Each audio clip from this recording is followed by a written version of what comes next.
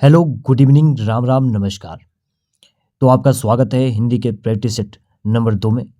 तो चलो शुरू करते हैं बिना किसी देरी के। क्वेश्चन नंबर 1 है, विशेषण के मुख्यतः कितने भेद होते हैं? 3, 4, 2 या 6? तो जो विशेषण के मुख्यतः जो भेद होते हैं वो होते हैं 4 भेद।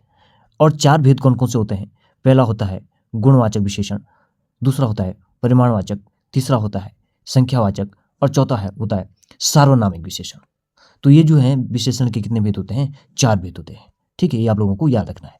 अगला क्वेश्चन देखेंगे, क्वेश्चन नंबर 2। क्वेश्चन नंबर 2 में निम्नलिखित में से कौन सा विशेषण का भेद नहीं है? ठीक है, पथरीला, नमकीन, बर्फीला और नमक।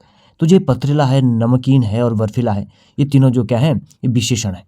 लेकिन जो नमक है यह क्या है? एक संज्ञा शब्द है। क्या है? संज्ञा शब्द है। आप लोगों को याद रखना है।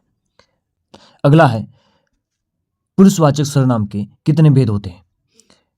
3, 2, 4 या 7? सबसे पहले हम देख लेंगे जो सर्वनाम है। सर्वनाम का अर्थ होता है सबका नाम, और इसके जो है 6 भेद होते हैं। सर्वनाम के कितने भेद होते हैं? 6 भेद होते हैं। जबकि यदि हम बात करें पुरुषवाचक जो सर्वनाम है, इसके कितने भेद होते हैं? 3 भेद होते हैं। ठीक है, 3 भेद होते हैं, जिसमें प्रथम पुरुष, मध्यम पुरुष और अन्य पुरुष। कितने भेद होते हैं? 3 भेद होते हैं। तो इसका जो सही आंसर हो जाएगा वो है ऑप्शन नंबर 1, 3। ठीक है, पुरुषवाचक सर्वनाम के कितने भेद होते हैं? 3 भेद होते हैं।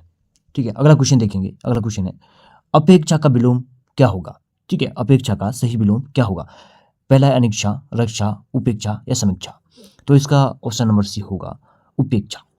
ठीक है, अगला क्वेश्चन देखेंगे, चूहा शब्द का स्त्रीलिंग रूप क्या है? चूहे, चूहिया, चूही या चूह? इसका जो सही आंसर होगा ऑप्शन नंबर बी, चूहिया। हिंदी में लिंगों की संख्या 2 होती है, स्त्रीलिंग और पुल्लिंग। ठीक है, कितनी होती है? 2 होती है। अगला देखेंगे, भारत में अंग्रेजी भी सरकारी कामकाज की भाषा है। रेखांकित शब्द के एक शब्द बताइए। इसका कहने का मतलब है कि जो सरकारी कामकाज की भाषा होती है उसे क्या कहते हैं? ठीक है, पहला है राजभाषा, राष्ट्रभाषा, विभाषा या फिर राष्ट्रीय भाषा। इसका जो सही आंसर होने वाला है वो है आपका राजभाषा। जो कामकाज की भाषा होती है उसे क्या कहते हैं? राजभाषा कहते हैं। और जो राजभाषा जो है हमारी कौन सी है? हिंदी है। ठीक है, जिसको राजभाषा घोषित किया गया था कब? 14 सितंबर 1949 को। कब किया गया था? 14 सितंबर 1949 को इसको जो है राजभाषा तो घोषित किया गया था। ठीक है, और 14 सितंबर को जो है हम राष्ट्रीय हिंदी दिवस मनाते हैं। ठीक है, जबकि विश्व हिंदी दिवस 10 जनवरी को मनाते हैं। ठीक है, ये आपको याद रखना है। अगला देखेंगे, अगला क्वेश्चन है, चप्पल शब्द का उचित विलोम चुनिए। तो चप्पल शब्द का जो उचित विलोम शब्द होगा वो है आपका गंभीर। ठीक है, क्या होगा? गंभीर। अगला देखिए, क्वेश्चन नंबर 8, नौकरी के लिए लिखे जाने वाले पत्र को क्या कहते हैं? ऑप्शन नंबर 1, प्रार्थना पत्र, आवेदन पत्र, निमंत्रण पत्र और सूचना पत्र। तो नौकरी के लिए जो लिखा जाने वाला पत्र है उसे क्या कहते हैं? आवेदन पत्र कहते हैं। ठीक है, अगला देखिए, जब मित्र ने उसका सारा धन हजम कर लिया तो उसकी आंखें खुली। रेखांकित मुहावरे का अर्थ क्या है? देखो, जो मुहावरा होता है ये अरबी भाषा का शब्द है। कौन सी भाषा का? अरबी भाषा का शब्द है।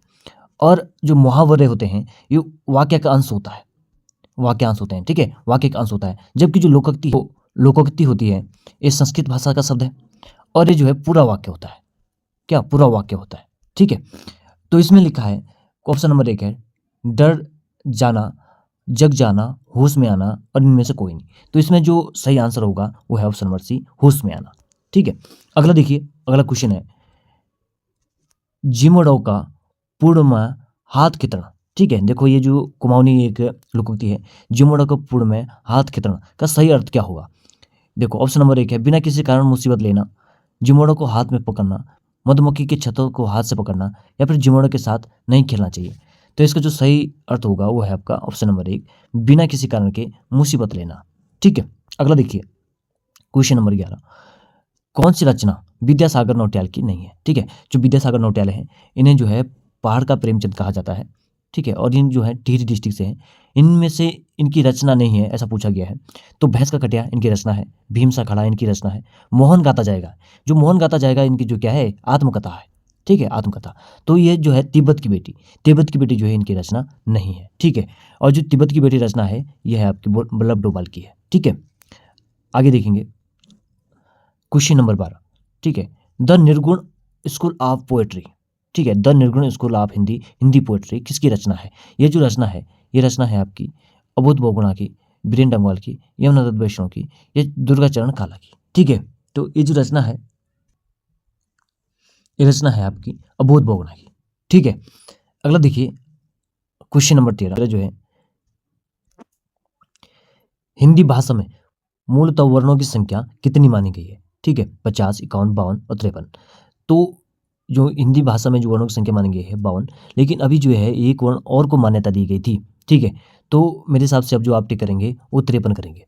ठीक है, अगला देखिए क्वेश्चन नंबर 14, निम्नलिखित में से दंत्य वर्ण कौन सा है? ठीक है, तो जो इसमें दंत्य वर्ण होगा वो है आपका त। ठीक है, त थ त द जो है पांचों वर्ण कौन से होते हैं? दंत्य होते हैं। देखो क्वेश्चन नंबर 15 देखेंगे, घ का उच्चारण स्थान कौन सा है? घ का जो उच्चारण स्थान होगा वो होगा आपका कंठ। ठीक है, क ख ग घ जो चारों वर्ण हैं ये कहाँ से बोले जाते हैं? कंठ से बोले जाते हैं। क्वेश्चन नंबर 16 देखेंगे, अभिवंदन से निर्मित विशेषण नहीं है।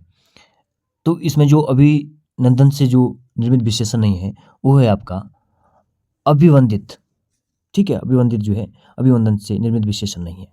अगला देखेंगे क्वेश्चन नंबर 17, निम्नलिखित में से कौन सा विशेषण शब्द संज्ञा शब्द से नहीं बना हुआ है? ठीक है,